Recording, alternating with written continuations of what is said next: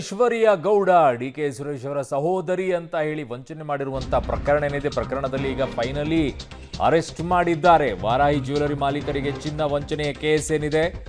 ಈ ಪ್ರಕರಣದಲ್ಲಿ ಆರೋಪಿ ಐಶ್ವರ್ಯ ಗೌಡ ಪತಿ ಹರೀಶ್ನನ್ನ ಅರೆಸ್ಟ್ ಮಾಡಿದ್ದಾರೆ ಪೊಲೀಸರು. ಚಂದ್ರಲೇಔಟ್ ಪೊಲೀಸರಿಂದಾಗ ಮೊದಲನೇ ಆರೋಪಿ ಐಶ್ವರ್ಯ ಅರೆಸ್ಟ್ ಆಗಿರೋದು. ಎರಡನೇ ಆರೋಪಿ ಅವರ ಪತಿ ಹರೀಶ್ನನ್ನ ಕೂಡ ಈಗ ಪೊಲೀಸರು ಬಂಧಿಸಿದ್ದಾರೆ. ಇಬ್ಬರನ್ನೂ ಕೂಡ ವೈದ್ಯಕೀಯ ಪರೀಕ್ಷೆಗೆ ಈಗ ಪೊಲೀಸರು ಕರೆದೊಯ್ದಿದ್ದಾರೆ. ಬಳಿಕ ಕೋರ್ಟ್ ಮುಂದೆ ಹಾಜರುಪಡಿಸಲಿದ್ದಾರೆ.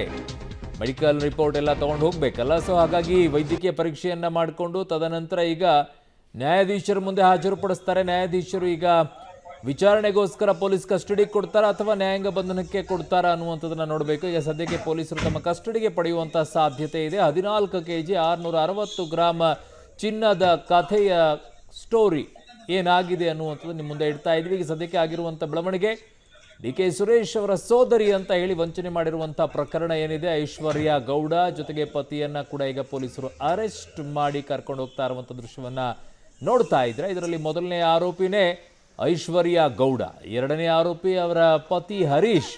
ಈ ಪ್ರಕರಣದಲ್ಲಿ ವನಿತಾ ಐತಾಳ್ ಕೊಟ್ಟಂತಹ ಕಂಪ್ಲೇಂಟ್ ಆಧಾರದ ಮೇಲೆ ಈಗ ಪೊಲೀಸರು ವಿಚಾರಣೆಗೆ ಕರೆದಿದ್ರು. ವಿಚಾರಣೆಗೆ ಕರೆಸ್ಕೊಂಡು ಈಗ ಅರೆಸ್ಟ್ ಕೂಡ ಮಾಡ್ಕೊಂಡಿದ್ದಾರೆ.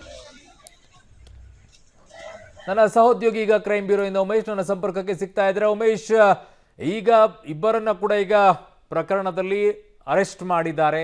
ನ್ಯಾಯಾಂಗ ಬಂಧನ ಆಗುತ್ತೋ ಅಥವಾ ಪೊಲೀಸ್ ಕಸ್ಟಡಿಗೆ ಹೋಗುತ್ತೋ ಗೊತ್ತಿಲ್ಲ. ಬಟ್ ಹರೀಶ್ ಪಾತ್ರ ಏನು ಇದರಲ್ಲಿ ಅಂತ ಹೇಳಿ, ಕಾರಣ ಇಲ್ಲಿಯವರೆಗೂ ಕೇಳಿ ಬರ್ತಾ ಇದ್ದಿದ್ದು ಐಶ್ವರ್ಯ ಗೌಡ ಹಾಗೂ ಧರ್ಮ ಅವರ ಹೆಸರು ಕೇಳಿ ಬರ್ತಾ ಇದ್ದು. ಹರೀಶ್ ಅವರ ಪಾತ್ರ ಏನು ಈ ಪ್ರಕರಣದಲ್ಲಿ?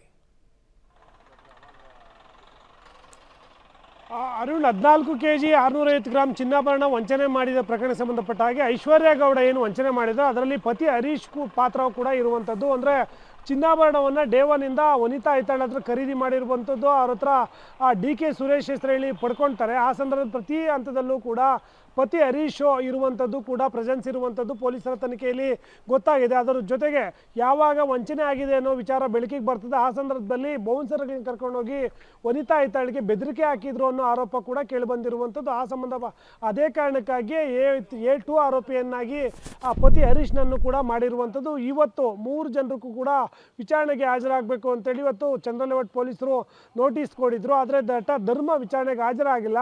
ಬದಲಾಗಿ ಐಶ್ವರ್ಯ ಗೌಡ ಮತ್ತು ಆತನ ಪತಿ ಹರೀಶ್ ಏನಿದ್ರು ಅವರು ವಿಚಾರಣೆಗಾಗಿದ್ರು. ಸತತ 4 ಗಂಟೆಗಳ ಕಾಲ ವಿಚಾರಣೆ ನಡೆಸಿದಂಥ ಪೊಲೀಸರು ಅದಕ್ಕೆ ವಿಚಾರಣೆ ವೇಳೆಯಲ್ಲಿ ಡಿಕೆ ಸುರೇಶ್ ಹೆಸರು ಹೇಳಿ ಚಿನ್ನಾಭರಣವನ್ನು ಮಿಸ್ಯೂಸ್ ಮಾಡ್ಕೊಂಡಿರುವಂಥ ಆರೋಪ ಕೇಳಿ ಬಂದು ಅದಕ್ಕೆ ಪೂರಕ ದಾಖಲೆಗಳನ್ನು ಕೂಡ ದೂರುದಾರೆ ವನಿತಾ ಐತಾಳು ಪೊಲೀಸರ ಮುಂದೆ ಹಾಜರುಪಡಿಸಿದ್ರು. ಅಂದರೆ ಡಿಕೆ ಶಿವಕುಮಾರ್ ಹೆಸರು ಹೇಳಿ ನಟ ಧರ್ಮ ಕಡೆಯಿಂದ ಕಾಲ್ ಮಾಡಿಸಿದಂಥ ರೆಕಾರ್ಡ್ ಆಗಿರ್ಬೋದು, ಇವರು ಹಂತವಾಗಿ ಚಿನ್ನಾಭರಣ ಪಡೆದಿದ್ದಂಥ ದಾಖಲೆಗಳಾಗಿರ್ಬೋದು, ಎಲ್ಲವನ್ನೂ ಕೂಡ ದೂರುದಾರೆ ಪೊಲೀಸರ ಮುಂದೆ ನೀಡಿದ್ರು. ಹಾಗಾಗಿ ಎರಡೂ ಹೋಲಿಕೆ ಮಾಡಿದ ನಂತರದಲ್ಲಿ ಮುಖಾಮುಖಿ ವಿಚಾರಣೆ ಕೂಡ ಮಾಡ್ತಾರೆ. ವಿಚಾರಣೆ ವೇಳೆಯಲ್ಲಿ ಐಶ್ವರ್ಯ ಗೌಡ ಏನು ಚಿನ್ನಾಭರಣವನ್ನು ದುರ್ಬಳಕೆ ಮಾಡ್ಕೊಂಡಿರುವಂಥದ್ದು ಒಂದು ಕಡೆ, ಮತ್ತೊಂದು ಕಡೆ ಡಿಕೆ ಸುರೇಶ್ ಹೆಸರು ಹೇಳಿ ಚಿನ್ನವನ್ನು ಪಡ್ಕೊಂಡು ಆಕೆಗೆ ಬೆದರಿಕೆ ಕೂಡ ಹಾಕಿದ್ದ ಆರೋಪದಲ್ಲಿ ಈಗ ಇಬ್ಬರನ್ನು ಕೂಡ ಬಂಧನ ಮಾಡಿದ್ದಾರೆ. ಇನ್ನೂ ಕೂಡ ಇವತ್ತಷ್ಟೇ ಬಂಧನ ಆಗಿರೋ ಕಾರಣಕ್ಕಾಗಿ ಇವತ್ತು ACMM ನ್ಯಾಯಾಧೀಶರ ಮುಂದೆ ಅವರನ್ನು ಹಾಜರುಪಡಿಸಿ ಮತ್ತೆ 1 ವಾರಗಳ ಕಾಲ ಪೊಲೀಸ್ ಕಸ್ಟಡಿಗೆ ಕೇಳುವಂಥ ಸಾಧ್ಯತೆ ಇದೆ.